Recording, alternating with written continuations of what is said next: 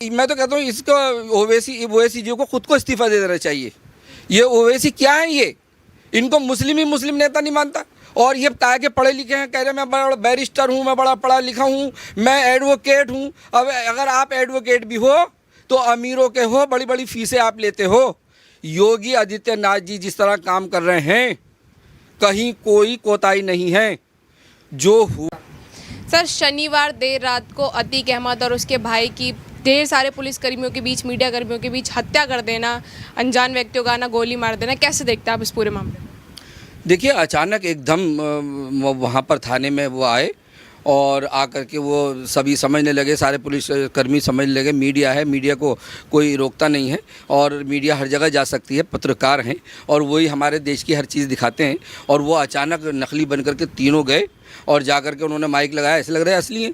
और जब उन्होंने जैसे भी माइक आगे किया उसके बाद जो गोलीबारी की है तो मौका ही नहीं दिया उन्होंने। फटाफट वो गोलियाँ जिस तरह से वो लड़का चला रहा है और उसकी हत्या हो गई। लेकिन ठीक है, वो माफिया थे और गुनहगार थे और उन्होंने बड़ी हमारी माँ बहनों की गोदें उजाड़ दी और उन्होंने बहुत गरीबों को सताया, बहुत लोगों की जगहें उन्होंने लूट ली, बड़े मकानों पर उन्होंने कब्जे कर लिए और वो फिरौती लेते थे। और जो रेहड़ी पटरी वाले हैं उनसे सबसे बहुत सारे लोगों से उन्होंने महीने बांध लिए थे जो उन्होंने दुख दे रखे थे। वो एक अलग मैटर है। लेकिन देखिए, जैसे भी उन्होंने ऐसा काम किया, फ़ौरन योगी आदित्यनाथ जी ने एक मीटिंग बुलाई उसमें लखनऊ में और मीटिंग के अंदर फ़ौरन 17 पुलिसकर्मियों को सस्पेंड कर दिया गया। क्यों? कि ये लापरवाही कैसे हुई। योगी आदित्यनाथ जी को बर्दाश्त ही नहीं है कि कोई लापरवाही करे। प्रशासन उनका बड़ा सख्त है और एकदम सारे जितने भी उत्तर प्रदेश के जितने भी थाना अध्यक्ष थे उन सबको अलर्ट कर दिया गया कि सब अपने अपने क्षेत्रों में पूरे उत्तर प्रदेश के जाएंगे। हालांकि आज इतवार है, छुट्टी थी, उन्होंने छुट्टी नहीं होगी अब किसी की, फ़ौरन सब अपना उत्तर प्रदेश देखेंगे। उन्होंने कवर किया और उनको योगी आदित्यनाथ जी भी देख रहे हैं किस तरह से विपक्षी पार्टियां हैं, शरद पवार जी हैं, ममता बनर्जी जी हैं और हम राहुल गांधी जी हैं, अखिलेश जी हैं। ये सरकारें क्या, आप इन सरकारों को देखिए किस तरह से गुंडाई सरकार हैं। अगर इनके स्टेटों में आप चले जाएं, बंगाल चले जाएं, कैसे बमबारी कराते हैं, किस तरह से पलायन करने पर मजबूर करते हैं, किस तरह से एक पक्ष की बात करते हैं, कैसे आगजनी कर देते हैं, घर जला देते हैं, किस तरह से लोगों को मरवा देते हैं।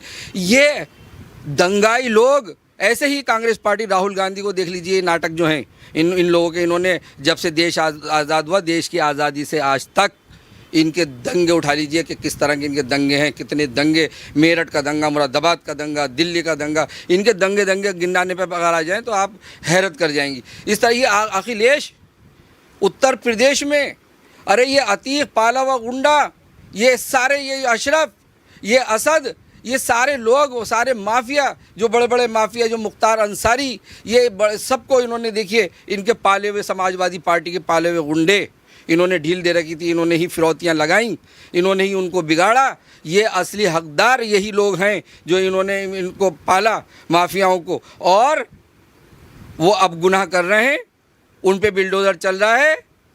तो अब भी इनको बड़ा दुख हो रहा है। क्यों?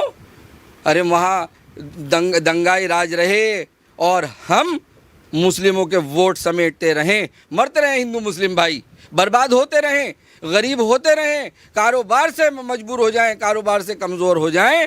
लेकिन हमें चाहिए मुस्लिम वोट। और मुस्लिम वोट कब मिलेगा?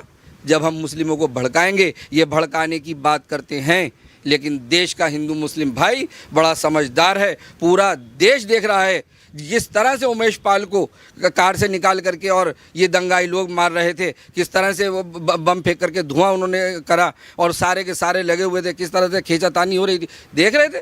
कितना हमें दुख हो रहा था, पूरे भारत देश को दुख हो रहा था कि किस तरह से क्या हो रहा है, ये क्या है, क्या गुंडा राज है, क्या कर रहे हैं ये। आज कुदरती इंसाफ हुआ। मैं ये नहीं कह रहा कि सही हुआ, सही गलत तो ये तो कोर्ट, हम तो संविधान के मानने वाले लोग हैं और हम संविधान से चलते हैं। और जैसे उन्होंने गोली चलाई, फ़ौरन एक्शन हो गया और न्याय आयोग गठित कर दिया योगी आदित्यनाथ जी ने और कह दिया, और रिटायर्ड जज बिठा दिए और कह दिया कि 2 महीने के अंदर अंदर हमें रिपोर्ट चाहिए और इनको सज़ा मिलेगी। देखिए आप किस किस का इसमें हाथ निकलेगा। ये जितने भी, मैं तो कोर्ट से भी कहना चाहता हूँ और भारत सरकार से भी कहना चाहता हूँ कि अगर ये विपक्षी पार्टियां ये पाटदारी कर रही हैं, इनकी भी ऊपर जांच बैठा दी जाए, क्योंकि ये सारे घोटाले वाले लोग हैं। ये हमारे हिंदू मुस्लिम भाई के भले में नहीं हैं, ये देश के भले में नहीं हैं, ये देश प्रेमी नहीं हैं, ये देश से गद्दारी कर रहे हैं। अतीक हत्याकांड के ऊपर जो है ओवैसी जी की प्रतिक्रिया सामने आती है। वो इस तरीके से बोलते हैं कि नाकाम सरकार है योगी जी की सरकार, योगी जी को तुरंत इस्तीफा दे देना चाहिए। आपकी क्या राय है इस बारे में? ये मैं तो कहता हूँ इसको ओवैसी जी को खुद को इस्तीफा दे देना चाहिए। ये ओवैसी क्या है, ये इनको मुस्लिम ही मुस्लिम नेता नहीं मानता, और ये कहा के पढ़े लिखे हैं, कह रहे मैं बड़ा बैरिस्टर हूँ, मैं बड़ा पढ़ा लिखा हूँ, मैं एडवोकेट हूँ। अब अगर आप एडवोकेट भी हो तो अमीरों के हो, बड़ी बड़ी फीसें आप लेते हो। योगी आदित्यनाथ जी जिस तरह काम कर रहे हैं, कहीं कोई कोताही नहीं है। जो हुआ उसकी सज़ा मिलेगी। पूरा योगी आदित्यनाथ जी ने दिखा दिया, न्याय आयोग बिठा दिया, थाना प्रभारी लगा दिए, धारा 144 लगा दी, हाई अलर्ट कर दिया, तीनों को लड़कों को गिरफ्तार कर लिया, और अब उन पे जांच बैठ गई है, जांच अपना काम कर रही है, और ओवैसी जी को डर है, और जितने भी ये विपक्षी पार्टी के लोग हैं इन्हें डर है। मुझे तो लगता है कहीं इन्हीं लोगों का तो हाथ नहीं है जो ये डर के कह रहे हैं कि योगी आदित्यनाथ जी इस्तीफा दे दो। इन्हें पता है कि योगी आदित्यनाथ जी कहीं हमारे ऊपर भी बिल्डोजर न चला दें, तो ये डर की वजह से कह रहे हैं। अरे ऐसा मुख्यमंत्री, हमारे उत्तर प्रदेश का मुख्यमंत्री, पूरे भारत देश में ऐसा मुख्यमंत्री ना आया और ना आएगा जिसने इसने काम किया। हत्या का मामला अगर देखा जाए तो इस पर विपक्ष बड़ी प्रतिक्रिया कर रहा है। इस तरीके से बोल रहा है कि यूपी में जो है लोकतंत्र खत्म हो चुका है, संविधान के दायरे में कुछ सारी चीज़ें नहीं हुई है, सब कुछ जो है चीफ जस्टिस बन के किया जा रहा है, कुछ जो है मतलब हत्या हो रही है इंसानियत की, इस तरीके से बातें कर रहे हैं। तो आप इस कैसे देखते हैं इन सब चीज़ों? नहीं, पुलिसकर्मी पे जो है ये गोलियाँ चलाएँ, असद गोली चलाए, और जो मोहम्मद ग़ुलाम है वो गोली चलाएं, और पुलिस प्रशासन गोली खाए, पुलिस के लोग मरें हैं, और वो अपना काम ना करें, वो एनकाउंटर ना करें, वो अपना बचाव ना करें। अरे एनकाउंटर करने का कोई मामला नहीं था, वो बचाव में मारे गए। न वो ऐसा करते, न वो फायरिंग करता असद, और न ये एनकाउंटर होता। ये जब ही करा गया है जब उन्होंने पुलिसकर्मियों पर अपनी गोलियां चलाई, बंदूक चलाई, जब एनकाउंटर हुआ है। ये तो सिर्फ ये लोग एक बदनाम करने की बात कर रहे हैं। इन्हें लग रहा है कि अरे विकास वाले लोग हैं योगी मोदी जी, ऐसा कोई नहीं है। और ये सारे निठल्लू, ये जितने भी हैं सिर्फ ये लड़ाई झगड़ा कराने वाले लोग हैं, ये कुछ नहीं करेंगे, ये देश के हित में काम नहीं करेंगे, ये सिर्फ बातें करेंगे, बड़ी बड़ी बातें करेंगे, काम एक नहीं करेंगे। और प्रधानमंत्री जी की जो योजनाएं हैं उनको अगर आप देख लें, अगर, और पूरा जनता भारत देश की आज जान गई है कि आज प्रधानमंत्री जी की योजनाएं, योगी आदित्यनाथ जी की योजनाएं जो जनता को ऊपर उठा रही हैं, जो गरीब हैं गरीबी स्तर को हटा रही है, और जो मीडियम वर्ग के हैं उनको अमीर बना रहे हैं, और जो अमीर हैं उनको महामीरी की तरफ लेके जा रहे हैं। ऐसी योजनाएं विकास की बात कर रहे हैं, इन्हें जलन हो रही है, इसलिए ये इस तरह की बात कर रहे हैं। मैं तो इनसे कहना चाहता हूं, इनको मैं संदेश देना चाहता हूं कि आप इस तरह का काम ना करो।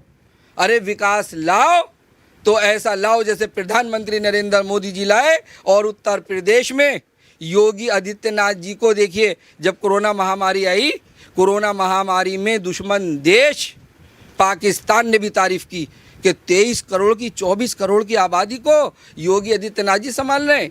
तो जो दुश्मन देश भी उनकी तारीफ कर रहे हैं, इन्हें जलन हो रही है, ये तारीफ करेंगे नहीं। इन्हें तो वोट चाहिए। 2024 का चुनाव नज़र आ रहा है, इन्हें 2024 के चुनाव में नज़र आ रहा है, इनको सुपड़ा साफ नज़र आ रहा है। इन्हें दिख रहा है हमें वोट मिलने वाला नहीं है, अगर कुछ ले भागेंगे हम तो देश की भोली भाली जनता को बहका के और दंगा करा के हम वोट ले भागेंगे। और ख़ास तौर से मुस्लिम वोटों के पीछे लगे हुए हैं। देश का बुरा हाल इन्होंने कर दिया है, और मैं इनसे कहना चाहता हूं कि ऐसा ना करो, इंसानियत के दुश्मन ना बनो, हिंदू मुस्लिम भाइयों के दुश्मन ना बनो। ये देश हमारा है, ये बहुत प्यारा देश है, ये सुकून का देश है, इसमें प्यार पैदा करो।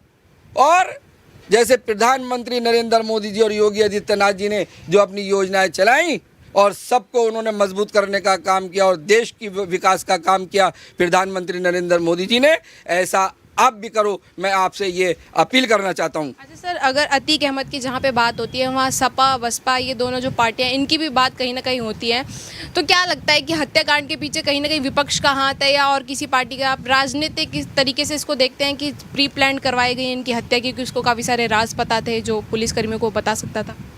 बिल्कुल महसूस हुआ कि जिस टाइम अतीक को वो गाड़ी से उतार रहे थे, तो अतीक जो है वो इस तरह से आपने देखा हो, अगर चेहरा मीडिया दिखा रही है उनको कि किस तरह से वो कुछ इशारा कर रहे हैं उतरते टाइम, तो कुछ लग रहा, कुछ गड़बड़ लग रही है। विपक्षी पार्टियां, मुझे तो लग रहा है कि विपक्षी पार्टियां मिली हुई हैं और उनका कहीं ना कहीं हाथ है। और आप देखिएगा जो न्याय आयोग बैठा है, जो जांच एजेंसियां अपना काम कर रही हैं, इसमें विपक्षी पार्टियों का हाथ भी निकलेगा।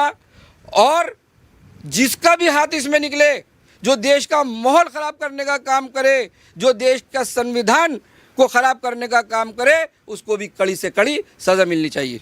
अच्छा सर, जो हथियार उसमें जो यूज़ हुए हैं उसको मतलब अतीक अहमद को मारते टाइम हथियार यूज़ हुए हैं वो सारे विदेशी हैं, काफ़ी ज़्यादा महंगे हैं, तो कहीं ना कहीं किसी बड़े आदमी का भी हाथ देखा जा सकता है इसमें? बिल्कुल, ये तो बड़ा प्लानिंग की बात है कि इतने बड़ा सख्त मुख्यमंत्री और जहां उनका प्रशासन इतना सख्त, जहां सारे सुरक्षाकर्मी अलर्ट वहां पर, और ऐसे में उनका नकली मीडिया बन करके घुस जाना और विदेशी बंदूकें लेकर के चले जाना, पिस्तौल लेकर के चले जाना। और विदेशी कहां से आ गए? वो लोग नॉर्मल लड़के हैं, कोई ये नहीं कि बहुत बड़े अमीर घरों के हैं, और रिकॉर्ड उनका भी ख़राब है, अच्छा नहीं है, वो भी इसी तरह के हैं थोड़ा। लेकिन उनके पास हथियार बाहर के कहाँ से आए, कहाँ से बंदूकें आई? ये भी जांच एजेंसी अपना काम करेगी और आप देखिएगा इन्हीं विपक्षी पार्टियों का इसमें हाथ निकलेगा।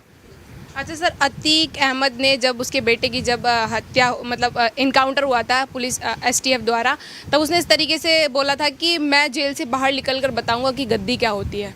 तो इस पर आपकी उनकी इस टिप्पणी पर आप क्या कहना चाहिए?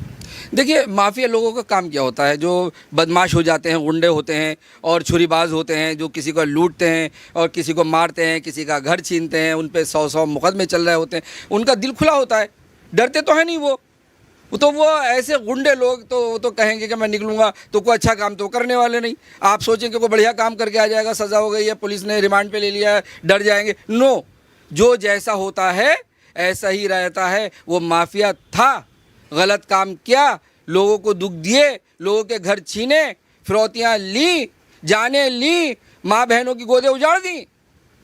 और आप देखिए कैसे इन्होंने फायरिंग करी एसटीएफ पे, और उन्होंने अपनी जान बचाने के चक्कर में एनकाउंटर उसका हो गया। और वो भी इल्ज़ाम योगी आदित्यनाथ जी पर है। ये गलतियां नहीं देख रहे कि किसकी गलतियां, ये तो चाह रहे हैं कि प्रशासन मरता, प्रशासन पिटता उनसे, और तो ये और मज़ा लेते कि देखो कितना ढीला प्रशासन। तो इन लोगों पे आप देखिएगा, जब जांच एजेंसी अपना काम करेगी तो इन्हीं लोगों का हाथ निकलेगा, नहीं तो इतनी बड़ी बड़ी विदेशी बंदूकें कहाँ से आ गई।